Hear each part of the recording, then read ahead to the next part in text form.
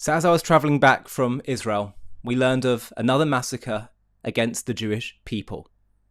Just like what happened on October 7th, just like we saw a few weeks ago, the Manchester terrorist attack at a synagogue, Jews were targeted for being Jews. What's happened here is a tragedy, and like I said on October 7th, all this does is prove who we are and prove who they are. That's all it does. It shows who the Jewish people have been and are, a light to the world. And darkness hates light. Darkness attacks light.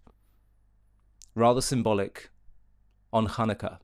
I'm going to talk about the symbolism of that in a moment. For those of you who are just catching up with what's happened, in brief, a father and son, two jihadists, together went and attacked Jews at a Hanukkah event at Bondi Beach in Australia. 16 people have died, been killed. 40 people have been hospitalized. 40. And the killers, the jihadists, were a 50-year-old man and his 24-year-old son. Imagine. Just imagine.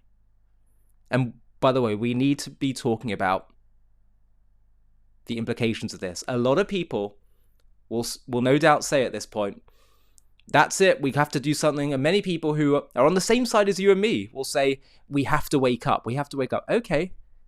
What does wake up mean? In practical terms, what are you suggesting? Lots of people like to say at this point, yep, that's enough. We have to have zero tolerance. Okay. So what are you actually proposing? I want to talk a bit more about that as well in a moment, because we need to talk about specifics of what needs to be done now. Because most people are still, despite the horrors that we're seeing, still too scared to say it. But just for a bit more information, before we go into that, 2 improvised explosive devices were also found at the scene. One of the homes where search warrants were executed found that. And the IEDs were taken into possession by a rescue and bomb disposal unit and found to be active. They were then rendered safe by police. Police said the victims of the Sunday attack range in age from 10 to 87 years old. The shooting happened during an annual celebration known as Hanukkah by the Sea. It was scheduled to kick off at 5 p.m. to celebrate the first day of the Jewish holiday by lighting the first candle on the menorah. The shooting happened around 6:45 p.m. local time. At least 40 people remain hospitalized after the shooting, including 2 police officers, the agency confirmed. The shooting is the worst attack against Jews since the October 7, 2023 Hamas terror attacks. Now, for those in Australia and in the political class who feign shock, how could anything like this possibly happen? Why is this shocking? I'd like to show you Australia, Sydney, October the 8th, 2023. Have a watch.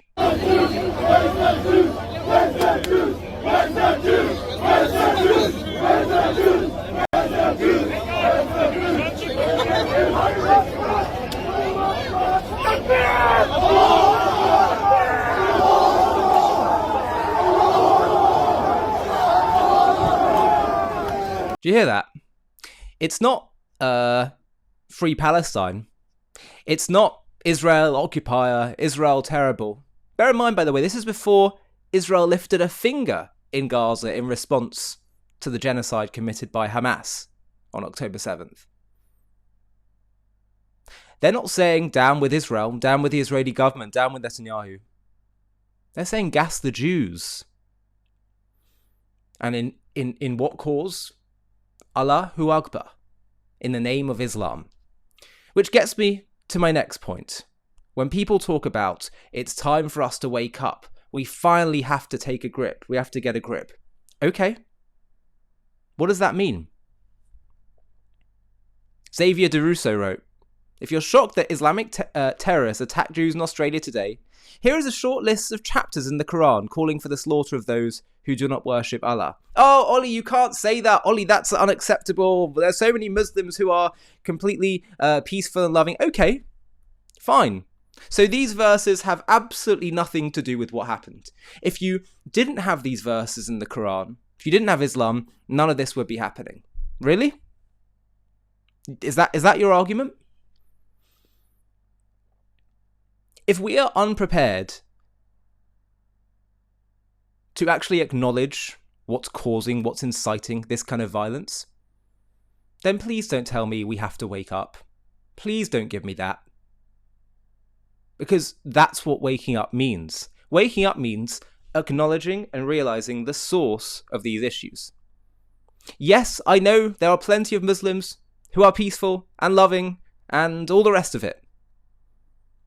But that does not discount the first point, that the Islamists, the people that are killing and targeting Jews, Israel and the West, are not grounding themselves in verses here.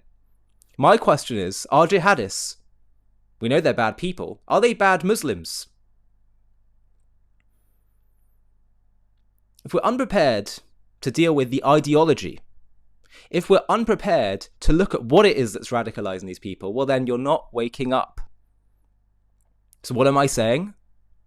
We need to have a very serious look at Islam and the Quran. And that's okay. That's okay. JTV, this whole channel has always been about dealing with ideas, bringing people towards understanding what God really wants of us. Jewish ideas, how it can enhance our life. That also means dealing with what are the root of bad ideas, which is what causes badness, evil in the world. So yes, every single Western nation has a right and a duty to say, if you want to live in our country, you cannot subscribe to jihadist ideas. It doesn't just mean that you can't be a jihadist and plot things against us. If you believe in these ideas, if you have sympathy towards those verses, if you have sympathy towards Hamas and others, which I guarantee you is widespread across the Islamic world, I'm afraid to say, I lament to say, if you have sympathy for those views, you cannot be here. You cannot be free in this country. Or you can just say, no, we have to allow free speech at any cost, at any rate. So what you're basically calling for is suicide.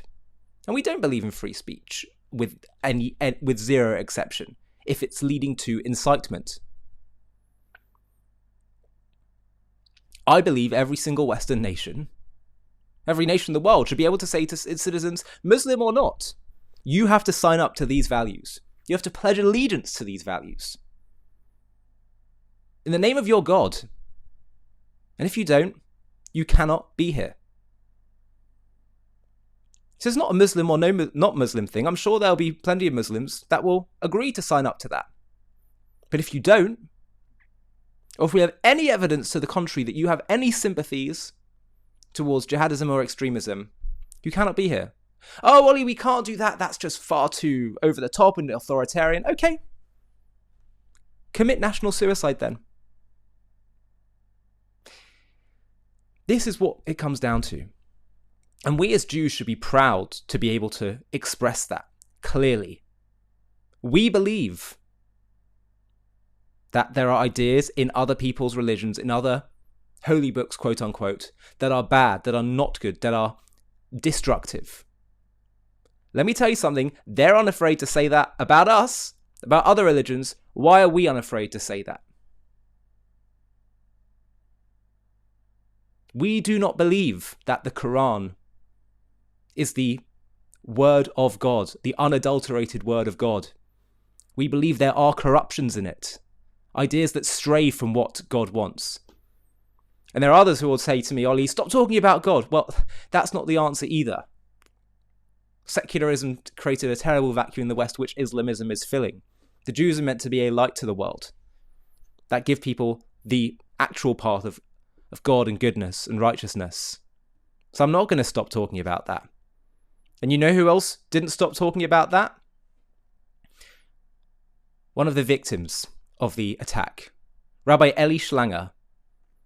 Here is him, he's a London boy, I've learned, talking about how to combat anti-Semitism. This is the rabbi who was murdered in Sydney, who shared blessings, and this was his response to hatred.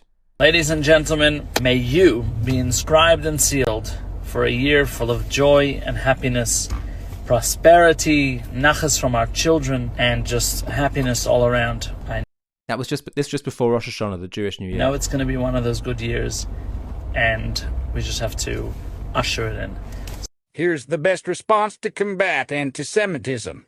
And this was before Hanukkah last.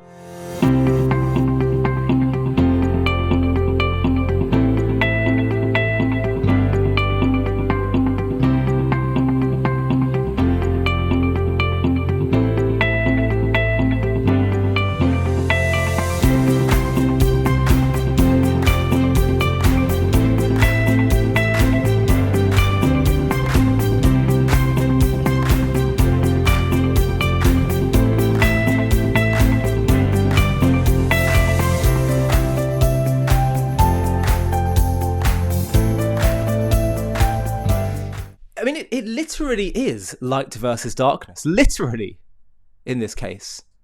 What an amazing man this was. So selfless. What an incredible organisation Chabad is. Chabad rabbis. By the way, this is by no means the first fatal attack against Chabad rabbis. What they do is the most incredible service to the Jewish people, devoting their lives towards serving Jewish people and those who want to learn about Torah and Judaism. And he was killed for that. You know what the worst part is as well? Rabbi Schlanger, a Chabad rabbi and a emissary, had recently sent a letter to the Australian Prime Minister, Anthony Albanese. Albanese, I'm not quite sure how you pronounce it. In the letter, written after Australia recognised the Palestinian state, Schlanger urged him not to betray the Jewish people and called on him to reverse the decision. Today, Rabbi Schlanger was murdered along with 10 others. Actually, it turned up to be 15 others. At a Hanukkah event he organised, killed in cold blood for being Jewish in Australia. He did not heed the warning, as evidenced by this. Zohar Mamdani, the mayor-elect. Look at this. He wrote, "The attack at a Hanukkah celebration in Sydney today was a vile act of anti-Semitic terror. I mourn those who murdered and will be keeping their families, the Jewish community and the Chabad movement in my prayers. May the memories of all those killed be a blessing." While we are still waiting for the facts to emerge, what we already know is devastating. At least 11 dead, including Rabbi Eli Schlanger, who held deep ties to Crown Heights. At least 29 injured, another Jewish community plunged into mourning and loss. A holiday of light so painfully reduced to a day of darkness. Blah, blah, blah, blah, blah, blah, blah.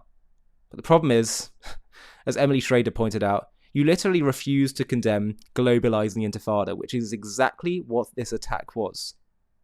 Zohar Mamdani is utterly complicit. As Melanie Phillips said, you see what he's doing here? Pretending that trying to exterminate Israel is just different from trying to exterminate the Jews. It's not. The Bondi massacre is precisely what globalised the Intifada was about. The death chant against Jews that Mamdani repeatedly refused to condemn actually means. Mamdani promotes Jew hate, laundered through deceit. Don't let him use Israel to drive a wedge through New York Jews.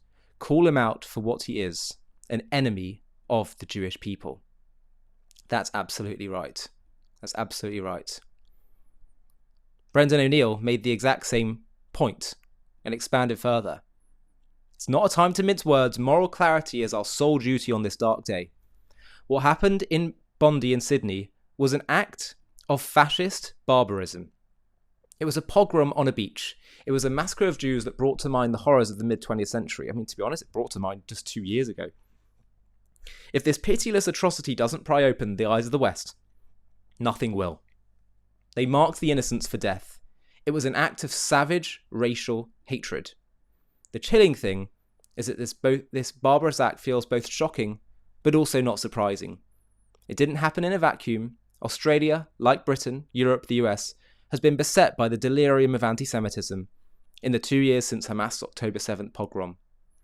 Who wrote the mood music for the barbarism in Bondi?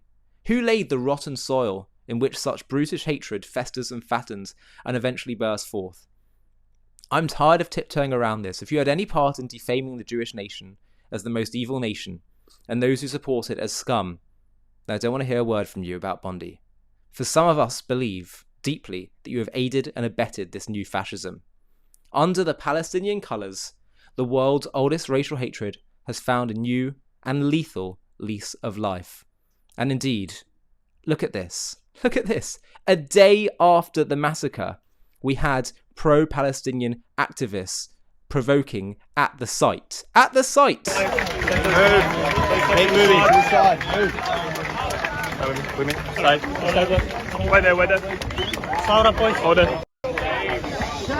Take a step back, guys. Take a step back. Take a step back. Why? Why you do it? Why? We are grieving. Why? We are grieving. We are grieving. No. It's deranged. It's mad. And we have to now say enough is enough. But that can't just be words anymore. It has to be actions. And I've said what those actions should be. Are we ready to finally put them into action? Not even just put them into action, just to say that that's what needs to be done. You know what's sad as well is that Israel had been, it turns out Netanyahu was saying this as well, Israel had been warning Australia for a while about this. Rising Islamism, rising anti-Semitism, rising plots. And they turned a blind eye. What these Western nations choose to do is down to them. What we as a Jewish people have to do is obvious. It is what we said after October 7th. It's what we say after every single massacre. We double down on shining our light, on publicly showing our Jewishness, being unafraid. This is what Rabbi Schlanger said. In the fight against anti-Semitism, the way forward is to be more Jewish, act more Jewish, and appear more Jewish. That's what he says. That's what he lived. And goodness me, could the timing not be more pertinent? That is literally what Hanukkah is all about. We're meant to put our Hanukkah, our menorah, our light, on the windowsill, or outside if you can, and publicly state our Jewishness to the world to show we're unafraid. That's what the Greeks tried to destroy. They tried to destroy our Jewishness, our Jewish practice, to Hellenize us all, to eradicate the Jewish soul. And we said no, and Hanukkah meant rededicating, doubling down. And the whole point is it happens in the darkness. That's the point of Hanukkah, that we light our candles, our light, in the darkness, when it's dark, when it's painful, when it's difficult, when the world seems utterly chaotic and broken and full of despair. My rabbi, Manis Friedman, once said to someone, I think it may have actually been at my wedding, someone told me that she went up to him and said, "Can I please ask for a blessing from you?" And he said, "My blessing to you is that you should be the blessing." That's amazing. That is precisely the call of the hour. That's precisely what Rabbi Schlanger would have said right now. When darkness surrounds us, we light our candles. We shine even brighter than ever before.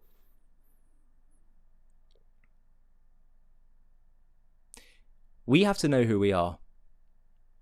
We have been through darkness and pain and persecution for far too long, but we've outseen all those who have tried to destroy us in every generation. That's what we say when we sing Ma'atzor. It's a song we sing by the candle lighting. We go through all the different nations and empires that have tried to destroy us. And where are they? And where are we? It's because we carry the light of God within us. And you should know, by the way, that the Hanukkah miracle was the last open miracle that the Jewish people saw before they descended into their dark 2,000-year-long exile. The miracle was that the oil that they had in their temple, the pure oil, after the Greeks defiled the temple and the Jews managed to reclaim it, they only found one jar of pure oil. It was only meant to last for one day, but it lasted for 8 days. It was the last miracle. But if you think about it, it actually connects. I learned this from Rabbi David Foreman. It connects to the very first miracle that occurred in the Jewish people's story as a nation, which is in the Exodus story when God confronts Moses at the burning bush. What was the burning bush? The bush burned but was not consumed. We're told that this was a symbol of the Jewish people and their suffering throughout their long, dark history. God was saying, when he said, I am that I am, I will be that which I will be, he was really saying, I will be with you through all the suffering. You, the Jewish people, will be the bush that burns, but is not consumed. And that, by the way, is precisely what the Hanukkah miracle was. The oil burned, but it was not consumed. And the message of Hanukkah is to learn to see and cling to God and our values, even when things look dark, even when things don't make sense. Unlike the splitting of the sea, the Hanukkah miracle was subtle. You'd have to notice it. You'd have to stay a while, realize, open your eyes and see what's really going on here. This candle should have burned out ages ago, should have extinguished ages ago. I say to you as well, look at the Jewish people. We should have been extinguished a long time ago. And yet here we are. So don't be fooled. Those 16 Jews that were killed do not represent the downfall of the Jewish people. They are martyrs in the story of the Jewish people's eternity. May their memory be a blessing to us all, and may God comfort all those who have lost loved ones and are grieving today. May he heal those who have been injured, and may we all come to recognize the truth. This now is the time. We can't just say we have to wake up. We have to mean it. A quick message before we finish. We have been lied to about the Palestinians from beginning till end. Have a watch of the trailer for our new documentary called The Invention of the Palestinians, How a Nation Was Invented to Destroy Another. And if you want to watch the full thing, just click on the link in the video description. The Palestinians. We have been told they are an ancient people fighting for their homeland which has been stolen from them. This narrative has fueled decades of conflict, painting Israel as an occupier of stolen land.